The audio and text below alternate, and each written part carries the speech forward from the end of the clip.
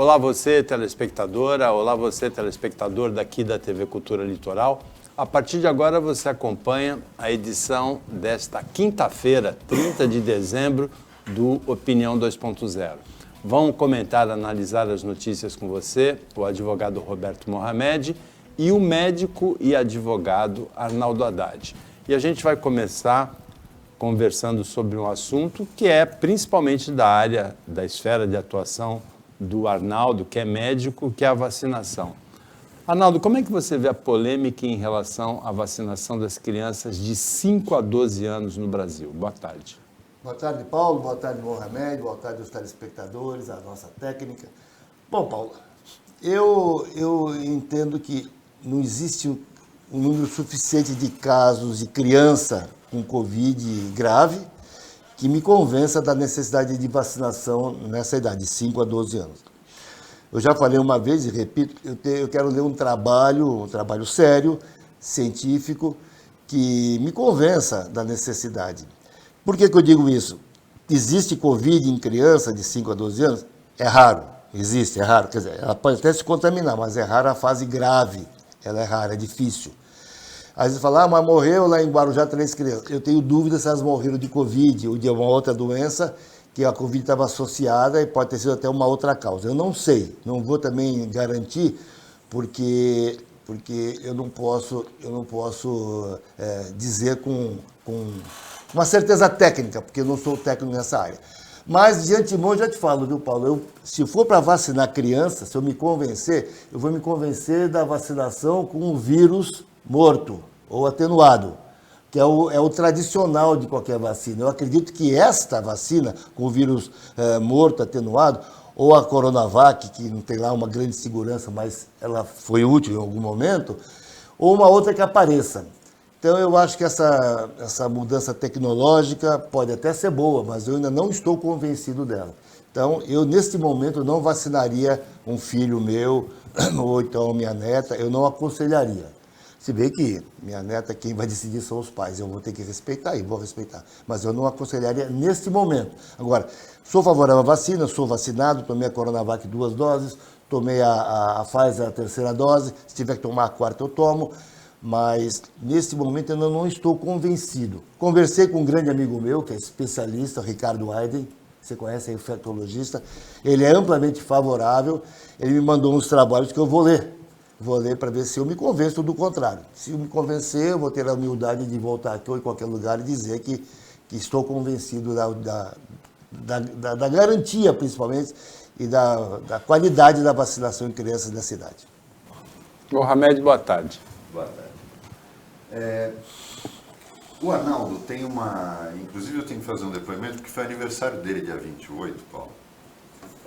E como eu disse aqui, eu já disse várias vezes, Tiago salvou minha vida. Além de ser meu amigo, em uma dimensão muito mais profunda da palavra amigo, o Arnaldo, embora seja rabugento, chato, ele é o cara mais leal, carinhoso, verdadeiro com os amigos. Arnaldo, no caso da vacinação, a gente tem que analisar duas coisas. E uma das coisas que eu sempre gostei foi quando eu tinha alguma dúvida na questão médica, que a gente até tem parceria profissional nisso, você explica as coisas, não é aquele médico que fala, é isso, acabou, estou falando, eu sou médico e pronto. Quando a pessoa está completamente vacinada, ela também diminui o potencial dela de transmissão. Eu estou errado ou isso acontece? Tá certo. Porque eu combato o vírus dentro de mim, então a minha carga viral diminui, a minha possibilidade de transmissão é menor. Mohamed, isso é até quantificado. O risco de uma pessoa vacinada transmitir o vírus é 11 vezes menor do que uma não vacinada. Justamente aí, quando a gente olha por esse prisma, não importa quantos casos de crianças tiveram a doença, O mais importante é um levantamento de um estudo feito pela Fundação Oswaldo Cruz, que você concorda comigo que é séria, de que um dos grandes vetores de contaminação são as crianças, que saem de casa, é normal que a criança e o adolescente interajam, vem para casa e contamina todo mundo. Ora, se eu raciocino que a criança é um vetor de contaminação que não pode ser desprezado, e que a vacinação faz com que a transmissibilidade seja menor, não me importa que o número de óbitos é muito pequeno, o número de crianças internadas é muito pequeno, a gente concorda com isso. A questão é, se eu posso interferir num importante vetor de contaminação, já não é um bom motivo para você começar a levar a sério a questão da vacinação? Posso responder? Deve. Ó, se você tem a população adulta quase toda vacinada, a criança vai contaminar quem? Quem já está vacinado. Que você mesmo falou, tem a imunidade mais alta em termos de anticorpos para aquela doença e uma carga viral que entre lá, que vai ser pequena ou que seja grande, já tem uma imunidade preparada, porque o adulto já está vacinado. O vovô, a vovó, o papai, a mamãe, os tios já estão vacinados. Mas se você me falar, e por que uma criança? Por que essa vacina? Por que não essa vacina, melhor falando? Eu nunca discuti a vacina Sabin, a do sarampo, nunca discuti isso aí, porque elas já foram testadas. Uma vacina precisa de anos para ser testada. E essa vacina que nós estamos aí foi emergencial. Foi emergencial, valeu para pegar a população mundial de maneira geral. Mas para eu já vacinar crianças que têm um número pequeno, e quando elas levam para casa, já pega o pai e a mãe vacinados, eu não vejo ainda, eu não estou convencido disso, entendeu? Agora, não sou contra a vacinação. Se fosse uma vacina tipo da Sabin ou qualquer uma outra, que eu repeti, do sarampo, da meningite, por exemplo, da pneumonia, que você dá em criança recém-nascida. Que você dá, mas essa que eu estou falando, você dá em criança recém-nascida. Bebezinho recém-nascido, você já vacina. Da tuberculose, essas têm um teste, não foram emergenciais. Então eu tenho minhas dúvidas, a gente deve vacinar agora essas crianças dessa idade, com vacinas ainda em estudos, porque são crianças, estão com uma imunidade em formação. Agora, Arnaldo, por isso, 39 países, incluindo Estados Unidos e União Europeia, aprovaram a vacina pediátrica da Pfizer para crianças entre 5 e 12 anos. E o que é mais espantoso, no Brasil, a Agência Nacional de Vigilância Sanitária, que é o órgão responsável tecnicamente pela aprovação da vacina, aprovou a vacina. Então, qual é o sentido de não haver a vacinação quando ela foi aprovada tecnicamente pelo órgão que tem que aprovar, que é a Anvisa? Eu não falei que não tem que vacinar, nem poderia falar isso aqui no ar, né? Eu falo que eu tenho minhas dúvidas, não estou convencido se deve fazer ou não. Porque eu acho que a Anvisa ela trata de uma maneira geral a população do Brasil inteiro. Ela tem uma responsabilidade muito grande. Se ela fala não, aí você sabe que isso é muito politizado também, né? Então, vai ser aquela confusão toda. Eu quero ler trabalhos científicos, que o Ricardo, aliás, me mandou, eu ainda não tive a oportunidade de ler, trabalhos científicos que me falem da Pfizer, por exemplo, numa criança. Se você me fala da Coronavac, embora esteja ainda em teste, a gente sabe que é o tradicional, é o vírus atenuado, aí tudo bem, até dá até para eu aceitar. A minha dúvida é com relação àquela outra vacina que a outra que você faz, que você injeta a proteína spike no adenovírus e injeta. AstraZeneca. AstraZeneca. Essa, ou que você pega o RNA do vírus e injeta. Essa eu ainda tenho dúvida que está muito ainda em experiência. Agora, pegar um cara que nem eu, 69 anos, que nem você, 50 e tantos, o Paulo, que tem 10 mil anos, né, Paulo? 10.008. 10.008 anos. A gente já teve a imunidade, já teve um monte de doença. A gente já pode até servir, dizer, como experiência. Agora, uma criança, não. Então, eu tenho essas dúvidas por causa disso. Agora, se fosse o vírus atenuado, eu até aceito. Agora, Mohamed, ainda no campo da vacina, a gente sente que existe do governo federal, apesar do resultado excelente da vacinação, uma resistência. Sempre houve essa resistência do presidente Jair Bolsonaro, do ministro Marcelo Queiroga, e hoje o ministro da Educação, o Milton Ribeiro, que por sinal é santista, é pastor presbiteriano, ele publicou no Diário Oficial da União que as instituições públicas federais de ensino estão proibidas de exigir o certificado de vacinação para matrícula. Foi o mesmo ministro que disse que o ensino superior não é para todos. Foi o mesmo ministro que disse, ou seja, defendeu o ensino elitista. Eu acho que alguém que não serviu nem para ser reitor do Mackenzie não vai servir para ser ministro da Educação. Agora é preciso deixar claro o seguinte, essa visão elitista não é só dele. Não é só dele. Só que ao contrário do que gente como ele pensa, nós temos carência de engenheiros, nós temos carência de médicos, justamente por causa desse pensamento elitista.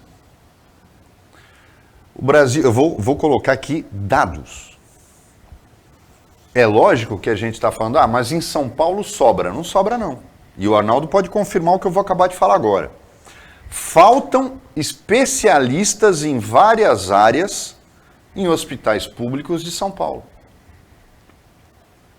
E a gente assistiu durante a pandemia, por exemplo, que o tipo de médico que eu classifico como operário da medicina, porque é aquele médico que o dermatologista, o cirurgião, o cardiologista, eles montam consultórios, eles têm uma possibilidade de um trabalho fora do ambiente hospitalar. Mas tem um médico que ele vai ser a vida inteira empregado. Ele vai ser o médico assalariado, a menos que ele também tenha outra especialização, que é o intensivista, porque o intensivista vai trabalhar em UTI, e UTI só em hospital. Mas faltou esse tipo de profissional no mercado. Não só médico, enfermeira, intensivista, fisioterapeuta intensivista, fono intensivista. Porque nunca se deu, nunca foi uma área privilegiada. Santos, por exemplo, já anunciou que tem falta de pediatra, não consegue contratar pediatra no mercado, em concurso público, falta gente suficiente para se inscrever. Imagine no Acre, imagine no Amazonas, imagine em Rondônia. Ou seja, tem muito médico no Brasil? Não. Existe uma usina siderúrgica chinesa sendo construída no Espírito Santo que abriu vaga para 500 engenheiros, Paulo. Ela gerou um problema danado porque queria trazer da China, porque não conseguia selecionar 500 engenheiros no Brasil. Até apareceram currículos, mas de engenheiro que não sabia escrever. Falta para a gente formação técnica, falta para a gente formação de qualidade. Agora, um ministro da Educação não ter noção do que é o mercado de trabalho e do país da qual ele é ministro da Educação, dizer que ensino superior não é para todos, com a carência de profissionais que o Brasil tem. Aí ele agora vem e fala, não vão exigir vacina nenhuma. Ele não está falando de crianças de 5 a 12 anos. Ele está falando de uma instituição de ensino federal, de ensino superior, mantida pelo poder público e que deve sim exigir o certificado de vacinação. É o que eu falo, a vacina não é obrigatória, ele está dizendo, não, isso tornaria a vacina obrigatória. Não, gênio. Não, ó grande gênio da educação. Não se está obrigando a vacina. Mas se você quer frequentar uma universidade federal que é paga com o meu imposto, com o imposto do Arnaldo, com o imposto do Paulo, você vai ter que tomar vacina. Entendeu agora a grande diferença, senhor ministro? O senhor pode até achar que o ensino superior não é para todos, pela sua formação. Agora, o senhor dizer que exigir vacina para entrar numa instituição pública, para ter aula numa instituição pública, mantida com dinheiro público, é tornar a vacina obrigatória, o senhor precisa rever seus conceitos. Ou então pedir perdão a Deus pelas bobagens que o senhor fala. Arnaldo. Olha, o problema da falta de médicos que a gente vê, a pediatria principalmente, você sabe que está sobrando vaga em residência de pediatria, porque o problema maior é o quanto que o médico ganha para atender esse médico que o Mohamed falou aí, que trabalha em hospital, o intensivista, o socorrista, o generalista que faz plantão de emergência, está muito em falta, porque ninguém quer mais ser assalariado. Por isso, eu prego, desde que eu me formei, desde há 40 anos, que agora, inclusive, o CRM, agora que eu digo de uns 10 anos para cá, o CRM vem, o Conselho Federal, melhor falando, vem pregando a criação da carreira pública de médico. Eu dizia, deviam criar a carreira de médico do Estado, médico concursado do poder público, ele ia ganhar que nem juiz e que nem promotor, ia ter a mesma obrigação dos juízes e promotores, dos magistrados, eles iam ser mandados lá na cidade, lá para o final do norte do estado, qualquer estado, ou então no federal, lá para o Amazonas, para o Acre, porque ia ser uma carreira de estado mesmo. Mas ia ganhar, ia ter todas as garantias que tem o Poder Judiciário e o Ministério Público. Mas também não ia poder ter consultório, ele ia ter que se dedicar só a isso. Então, o bônus e o ônus de uma carreira jurídica de magistrado ou de Ministério Público. Isso está parado no Congresso há muito tempo. Se a gente tiver, o Mohamed, o Paulo e os telespectadores, aprovação dessa carreira de estado de médico e de enfermeiro, você falou muito bem, e de fisioterapeuta e de fono, isso é muito importante. Hoje você não fala mais no atendimento médico se não tiver fisioterapia, se não tiver fono. Você vê, meu irmão ficou internado no Hospital na Costa, foi muito bem atendido, mas era a equipe médica, da doutora Paula Sioff, da doutora Silvana, fisioterapeutas, fonoaudiólogos, ninguém mexia na traqueostomia se não viesse a fono e falasse alguma coisa. Então isso é hoje é uma equipe multidisciplinar. E essas equipes ganham muito mal. Por quê? Porque os hospitais escravizam o médico em termos salariais. Os planos de saúde dominam o médico. A Lei 9656 de 98, que obriga que os planos de saúde façam reajuste, se o médico reclamar, eles descredenciam, como descredenciaram um amigo meu chamado Alfredo Pomela. Ele reclamou, puseram ele para fora do plano. Então, hoje o médico é escravo. Então, por isso que está faltando tanta gente, o cara monta um consultório e começa... Estão até largando os planos de saúde, viu? Então, eu concordo com você, nós temos que ter uma carreira, esse médico, mas uma carreira de Estado. Ele vai falar, poxa, mas o médico, então, ele vai trabalhar só no hospital público? Mas a medicina tem que ser pública. A medicina tem que ser pública. E aquele que quiser trabalhar no hospital particular, é logicamente que a concorrência do serviço público vai fazer com que os hospitais paguem melhor para aqueles que estão nos hospitais privados. Então, esse é o grande problema. Agora, só para fechar, eu não sei bem o que foi que o ministro da Educação falou, eu até tenho Ele proibiu instituições federais de cobrarem certificado de vacinação para matrícula. Eu acho o seguinte, mas eu acho que não tem que ter mesmo proibição, tem que ser que cada vacina que tiver que vacinar, a não ser no caso das crianças, que você tem que ter a carteira de vacinação para poder matricular a escola. Aí eu acho que está certo, porque a criança vai contaminar com meningite, com pneumonia, com outras crianças. Então aí eu concordo. E tem que ser um pouco mais bem discutido. O que eu queria me referir é o fato de ele ter dito que ele é elitista com relação a curso superior. Eu não sei bem o que ele falou, não vou dizer que sim, que não, porque eu não li essa declaração. Mas uma coisa que talvez ele tenha querido dizer, não sei, posso estar enganado, é que está faltando técnico, e está mesmo. Tá, não, técnico, Arnaldo, entendeu? O contexto não sei se foi isso que ele quis dizer. O contexto foi de que ele é contrário, por uma questão ideológica desse governo, ao sistema de cotas e ao ProUni, ProUni, FIES, que são aqueles programas governamentais para pessoas de baixa renda. Que eu entendo, eu sei que a gente está para ir por um intervalo, mas eu entendo, e você tocou nesse assunto agora, carreira de Estado. O médico que usa ProUni, que usa FIES, no caso do FIES opcional, ele tem que pagar. Tem que pagar. E aí paga como? Prestando serviço em um hospital público. Então, você fez medicina e a gente te financiou a medicina. Dinheiro público. Então você vai trabalhar, você vai prestar serviço durante 5 anos ganhando, mas vai prestar serviço. Concordo plenamente. E no Acre, no Amazonas, nunca mais vai faltar médico nessas regiões. Não vai regiões. precisar mais do tal de mais médico que fizeram. Exatamente. Tempo, né? Aí eu concordo com você.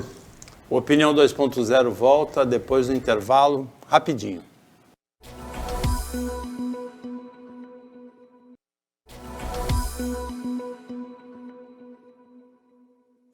Voltando com a Opinião 2.0, desta quinta-feira, dia 30, penúltimo dia do ano, o médico e advogado Arnaldo Haddad, o advogado Roberto Mohamed, são os comentaristas do dia, estão analisando as notícias com você.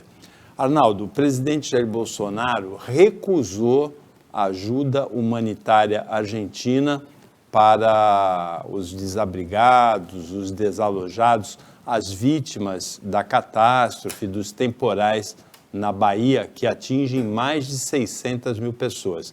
Ele falou que o Brasil já tem condição de lidar com isso, que não precisa da ajuda argentina.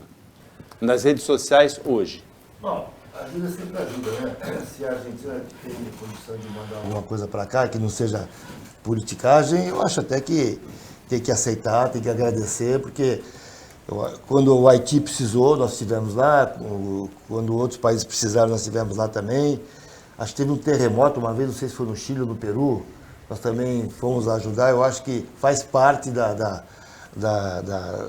a ajuda humanitária faz parte do DNA das pessoas boas. Então, não sei a que ponto, não sei como é que ele respondeu isso aí, se ele foi falar muito obrigado, agradeço, se eu precisar eu te chamo, ou se ele falou, não quero e pronto. Talvez ele esteja com um pouco de medo que tenha algum uso político disso, né, Mauro? Eu não sei se foi isso que ele tentou. Então, eu acho que qualquer ajuda é sempre bem-vinda, desde que não tenha política nisso. Ele teria condições, como presidente, de elidir qualquer tentativa de uso político disso. Então, eu não aprovo essa negativa, mas eu precisaria ver melhor por que ele fez isso. Porque ajuda sempre é bom. O mais absurdo, Paulo, é que quando o Israel ofereceu ajuda logo no início do governo dele para Brumadinho, ele aceitou. É ideológico, é a praga ideológica desse governo. Agora, a Venezuela mandando oxigênio para Manaus não podia, e a Argentina mandar os técnicos para cá, por quê? Porque ganhou a esquerda nos dois países. Eu acho que é ridículo essa postura do retardado que assume a presidência e que não sabe o que faz, né? Esse é o grande problema. O grande problema desse país durante esses 2 anos de governo Bolsonaro foi essa praga ideológica e a das mentiras, das bobagens.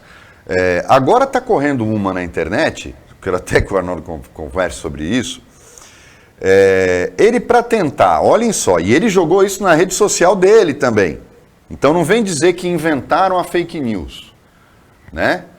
O bobalhão disse isso na rede dele, social, de que ele ia cobrir, o governo estava estudando, cobrir os canais de transposição do São Francisco com aquelas telas de captação de luz solar para gerar energia solar, e que, olhem só a bobagem, que elas impediriam a evaporação da água dos canais de irrigação, dos canais de transposição, e que também ocupariam aquele espaço gerando energia. Tem até uma foto correndo na fake news, que está correndo tudo, dizendo que ele está dando um nó na esquerda, gerando isso e tal. Eu vou até pedir para o Davidson colocar a foto no ar.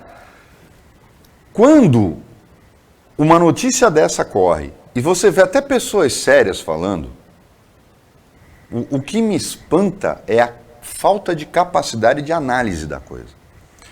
Tá aí, ó, essas fotos que colocam como se o governo já estivesse fazendo, elas são da Índia.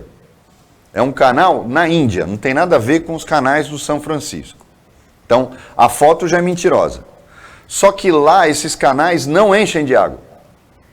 É diferente, eles foram construídos como base de uma fazenda de telas de captação de energia solar. É completamente diferente. Se você olhar, é seco embaixo. É inviável colocar isso, você não pode cobrir, porque ao contrário do que o nosso presidente problemático postou, o problema não é a evaporação dos canais de transposição, eles são alimentados pela chuva, e com isso você impede. E quando houvesse cheia, que é uma possibilidade muito grande, a gente está vendo o que está acontecendo na Bahia, ela iria destruir essa rede de painéis solares. Ninguém nunca pensou nisso, não porque não quer. O projeto que existe, na verdade, é de uma rede paralela aos canais de transmissão de energia eólica. São aquelas hélices. É completamente diferente. Mas quando o bobalhão do presidente vai na rede social e posta uma coisa, ele está incentivando a fabricação de fake news. E as pessoas acreditam, sem olhar, que a foto não bate nada com a realidade. Essas fotos são de uma fazenda de telas solares na Índia. Então, por favor, a gente está num ano novo por aí. E na eleição provavelmente vai ficar bem pior. A gente tem que começar a parar de acreditar em bobagens. A gente tem que começar, e essa o que eu mais questiono. Quando eu vejo um empresário de sucesso postando no WhatsApp que a maior prova de que a economia está crescendo é que a arrecadação de impostos cresceu, você tem que dizer assim para o imbecil: imbecil, com uma inflação de 10%, a arrecadação aumenta 10% por causa da inflação.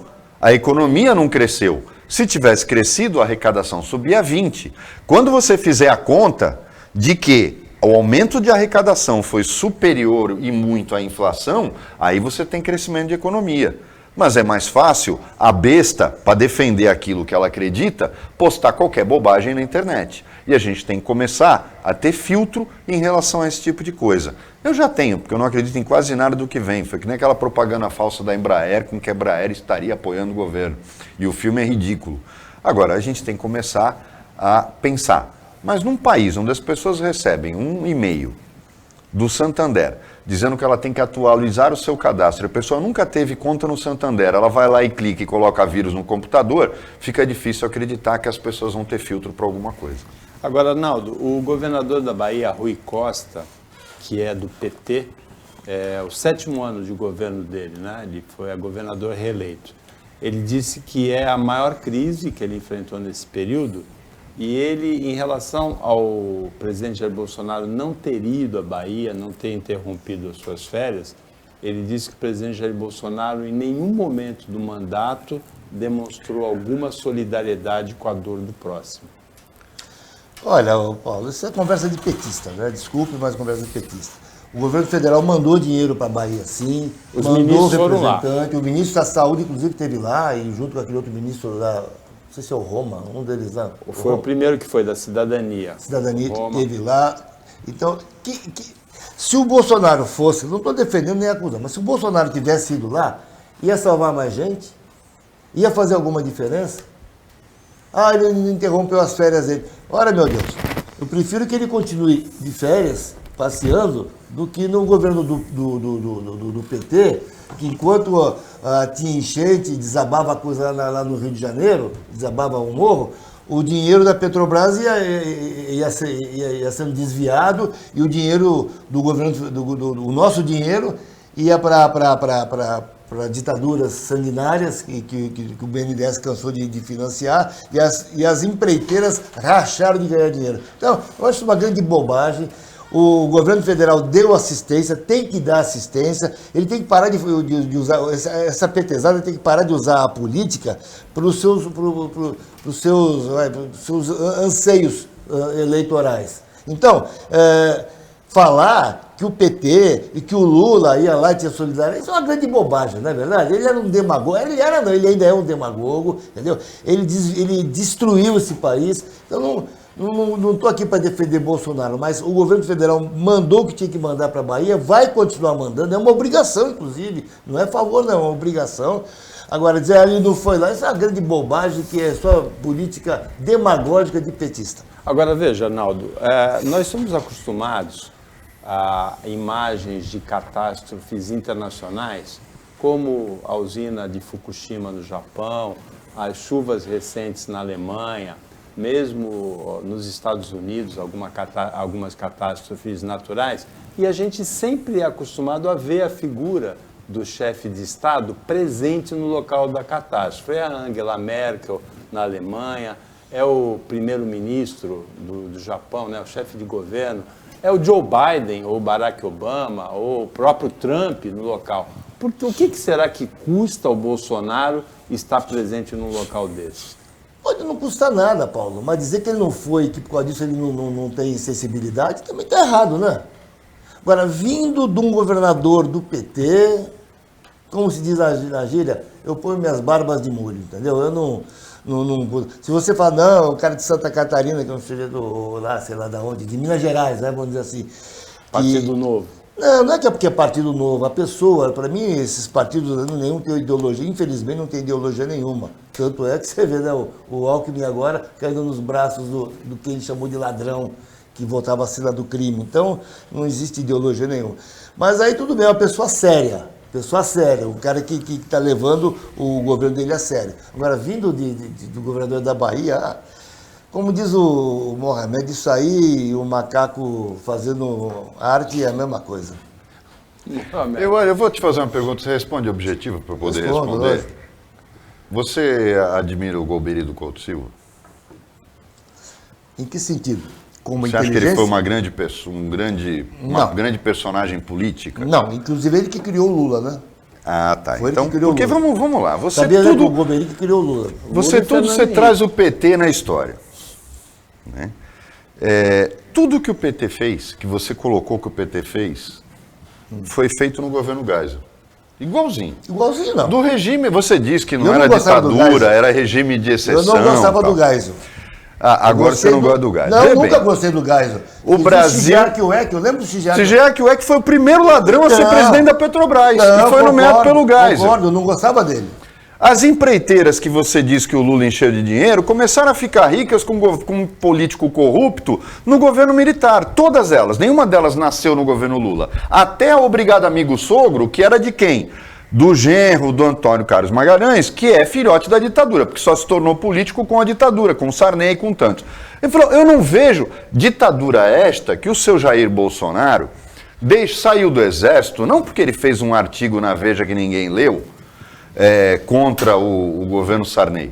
Ele saiu porque ele foi processado, porque descobriram que ele e um bando de oficialecos do exército tinham um plano de explodir bombas no Rio de Janeiro, porque era contra a volta da democracia, e só fizeram acordo no STM, no Superior Tribunal Militar, para quê? Iam arquivar o caso se ele pedisse para dar baixa, porque ele era tenente, ele foi para capitão porque ele deu baixa e deram um cargo a mais para ele.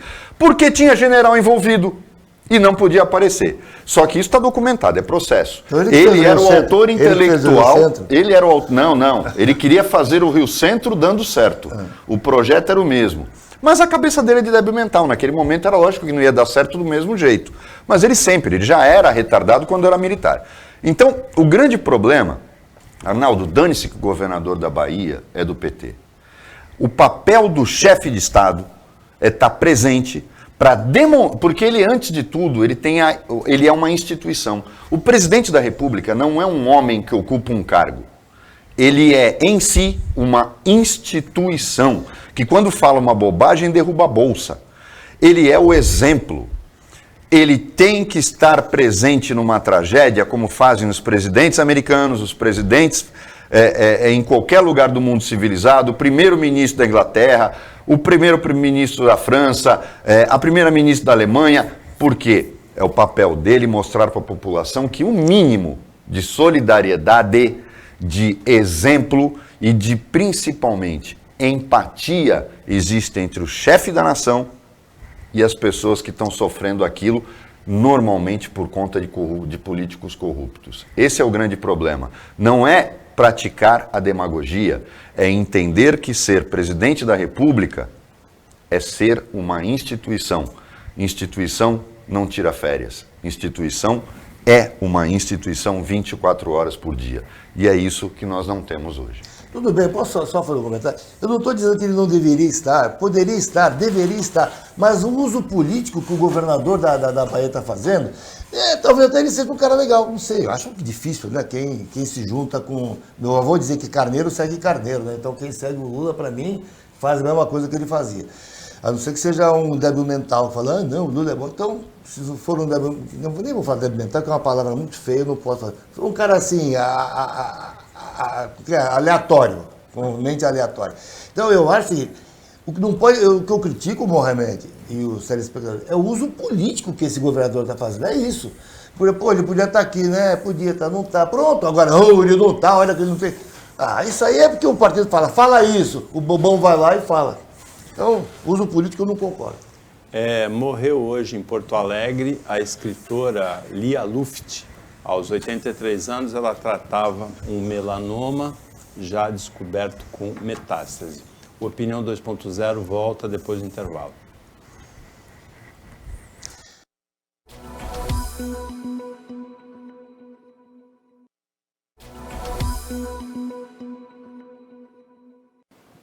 Voltando para o último bloco do Opinião 2.0 desta quinta-feira. O Arnaldo Haddad, médico advogado, o Roberto Mohamed, advogado, são os comentaristas que analisam hoje as notícias com você.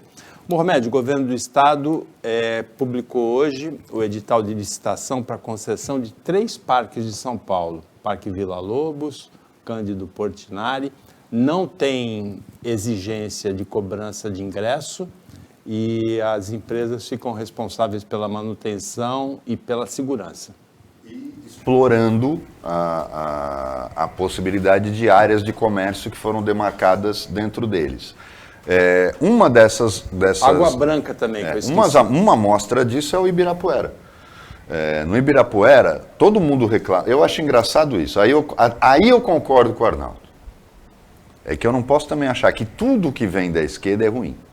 Mas, por exemplo, a esquerda tem um discurso que às vezes não se sustenta.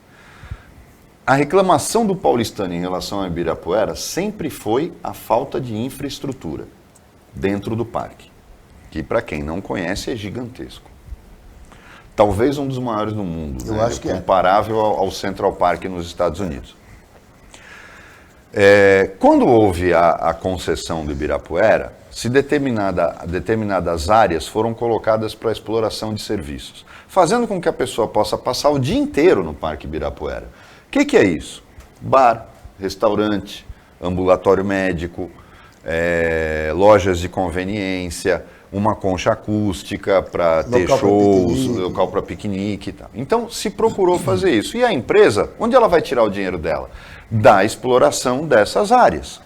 Você não paga ingresso para entrar no Ibirapuera.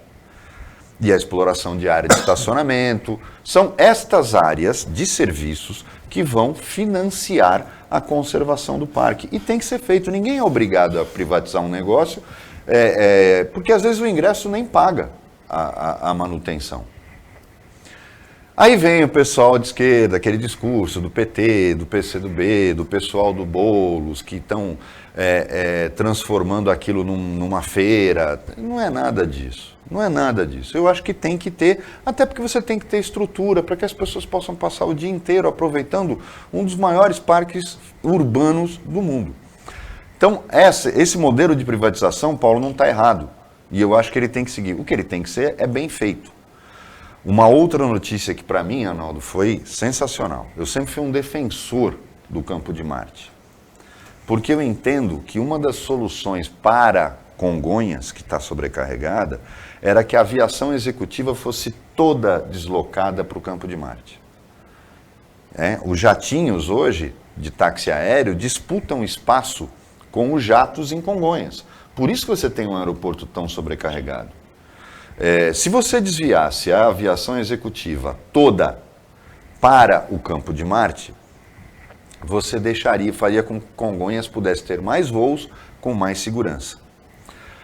Como é que você faz isso? Um desvio de 5 graus na pista do Campo de Marte já habilita ele a receber jatinhos executivos, inclusive os maiores, como o Global 500. Tal. Não haveria problema nenhum. Aí, quando o Dória era prefeito de São Paulo, veio uma conversinha de que aquilo ia virar um anexo do AMB, o AMB 2. Só que aí veio a verdade à tona. Aquela história de que pouca gente sabia que o Estado de São Paulo pagava aluguel pelo Campo de Marte. E agora foi feito um acordo por causa de uma ação que vem lá da Revolução Constitucionalista, quando a União tomou o Campo de Marte, que é um acordo de entrega para a União do Campo de Marte definitivamente, daria à Prefeitura de São Paulo um orçamento que ela jamais teve na história dela, porque ela pararia de pagar aluguel e ainda teria uma compensação financeira. O que é bom para uma cidade com as necessidades de São Paulo, e finalmente a gente não vai ter o Campo de Marte fechado, porque o projeto da União, por isso que eu digo, não é criticar cegamente, às vezes esse governo até acerta. O projeto da União é fazer o aeroporto executivo de São Paulo. Se isso for feito, finalmente a gente pode solucionar o tráfego aéreo da cidade de São Paulo. Então, Paulo, o preconceito da esquerda, que é tão ruim quanto o preconceito da direita, é que está matando esse país. Mais uma prova de que essa polarização mata. Por quê? O progresso exige que você pense com equilíbrio, com bom senso. tem coisas boas e tem coisas ruins. Ser capaz de distingui-las, sem dar cor a elas, é o que pode nos levar para frente. Arnaldo. Bom, eu sou favorável a essa privatização e, logicamente, as empresas elas vão ter que explorar de alguma maneira, né? Senão ninguém vai querer assumir. E quando você fala que eu acho que nada do PT presta, não é tudo, não. Aliás, não é nada, não. Maria Angela Duarte prestava, e muito. Davi Capistrano, se bem que o Davi Capistrano não é a origem do PT, né? Ele é do Partidão. Mas com todas as diferenças ideológicas que eu tinha com ele, todas, eu acho que ele é um sujeito que marcou a cidade, foi um secretário, não criou o Policlínica, quem criou fomos nós no governo Justo, eu criei, inclusive, eu que trouxe ele. Mas ele ampliou a rede, ele criou a internação domiciliar, ele foi um gênio. Eu tenho o maior respeito tinha um respeito por ele como pessoa e tenho pela memória dele. Então, Sueli Maia foi uma pessoa do PT que eu respeito muito, principalmente a Maria Angela Duarte. E deixa eu te falar uma coisa que pouca gente sabe. Eu cheguei a votar no Lula em 2002. Votei. Me arrependi muito. Achei que ele estava agora querendo ir para o centro. Votei. Me arrependi muito. Porque eu não queria mais aquela roubalheira que foi. Pelo menos a mídia mostrava que era uma roubalheira daquele governo anterior. Então a mídia mostrava aquilo, eu não votei. Mas eu vejo que eles são, que você falou, basta alguém da direita ou que não seja da esquerda fazer alguma coisa, ele já cria, vai ser feira, vai ser... Está errado. Nós temos que evoluir. E o que era bom em 1960, 70, pode não ser agora. Né? A gente tem que evoluir. Sabe que eu não gosto do governo Dória, eu acho o Dória uma pessoa que abjeta para mim como político, não pessoa dele como político. Mas eu tenho que aplaudir algumas coisas que vêm de lá também, né? Tem que aplaudir. Acho que ele fez o negócio da vacina lá por motivos políticos, deu uma falsa esperança para todo mundo, mas ele trouxe alguma coisa, mesmo que a intenção dele não fosse boa, acabou tendo uma parte muito boa na vacinação. Então eu sou favorável a essa terceirização, Paulo, o remédio, os telespectadores, e acho que tem que ter menos a exploração de estacionamento, de lugar para alimento, para a pessoa tomar lá seu refrigerante, sua água, que estiver correndo lá no parque, compra sua água, se ele não levou, compra lá, sua cervejinha, enfim. Eu acho que a vida hoje ela tem que ser modernizada. Não cabe mais ao Estado ficar com parques para diversão. Ninguém vai pagar a entrada, claro que não pode, né? Porque nem pode, né? Mas tem que pagar a infraestrutura que hoje, inclusive, não tem e que essas empresas vão colocar, vai até melhorar. Então, eu aplaudo essa iniciativa.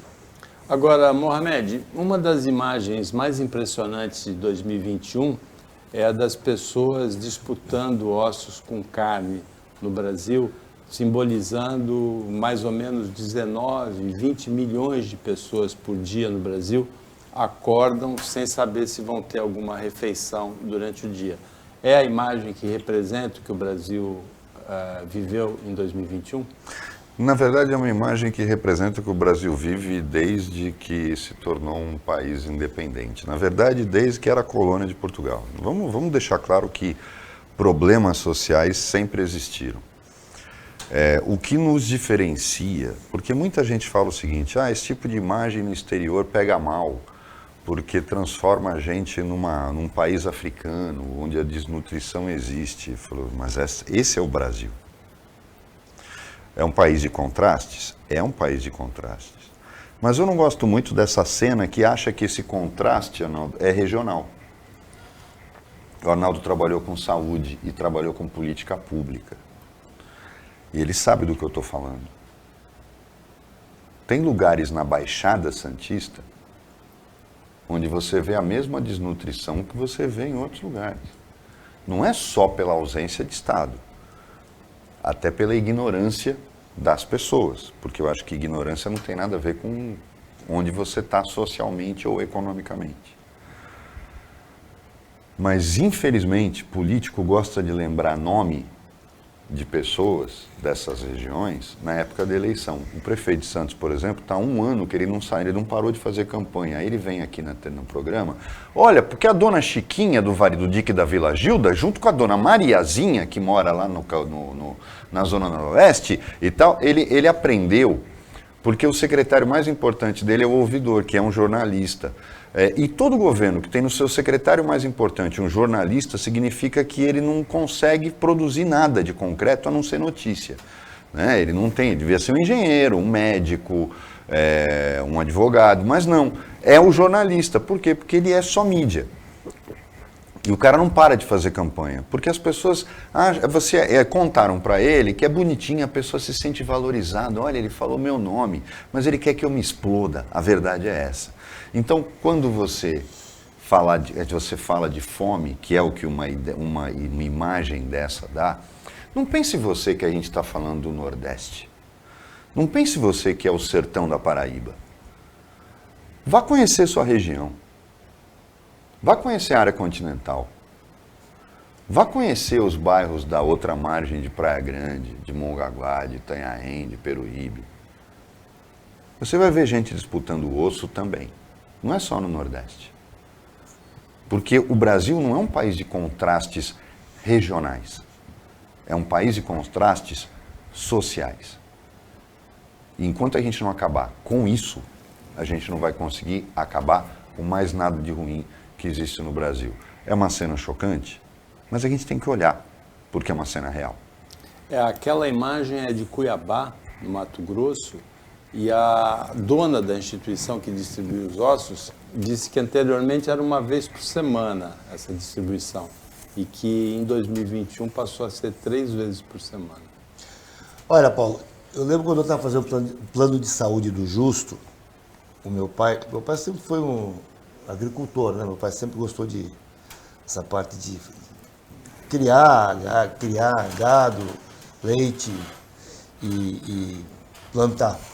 Então ele dizia, por que você não prevê, inclusive, que se faça um estudo para a área continental ser aproveitada justamente para hortas comunitárias, que a prefeitura podia pagar aquilo, só 10% você pode aproveitar para, porque lá é protegido pelo meio ambiente. E na policlínica que eu sonhei, que eu criei, que eu tenho inclusive esse plano na minha casa, eu mostro para vocês a hora que quiser, a policlínica era além de um posto médico, que dava atenção básica, também tinha orientação nutricional. E modelos de hortas comunitárias também nos bairros. Modelos, para as pessoas começarem a se inspirar. E por exemplo, o aproveitamento. Esse osso que você viu lá, se aquilo fosse aproveitado, fosse moído, você poderia aproveitar da alimentação que você daria nas creches, por exemplo. Você sabe que a casca da banana, ela é altamente nutritiva? Então você pode fazer aquilo, tipo de um pó que você mistura, que nem mistura como se fosse... Ela é usada na multimistura, né? Da pastoral da criança. E tudo é jogado fora. A ideia minha, em 84, quando eu fiz o plano de saúde justa, era justamente se aproveitar isso tudo, ensinar. Inclusive, você vai comprar na feira o que está agora o pêssego. Vamos falar de pêssego. O pêssego é essa fase de novembro, dezembro, janeiro. Não adianta você querer comprar o pêssego em julho, que ele vai ser mais caro. Tem que comprar a alface, o agrião, quando ele está sendo produzido melhor, as frutas e as verduras, que aí o preço é menor. E o próprio governo vai comprar a prefeitura para colocar nas creches, na merenda. Então o aproveitamento tem que ser melhor. Não adianta você falar, eu vou combater a fome e vou dar os R$400. É bom, eu acho que tem que dar mesmo. Mas você tem que ensinar o povo a comer, aproveitar melhor. Ensinar, olha, você vai pegar a casca da banana, vai fazer assim, assim, assim. O governo vai fazer, ou a prefeitura, o que quer que seja, mas você também vai fazer na sua casa, ensina ela a fazer.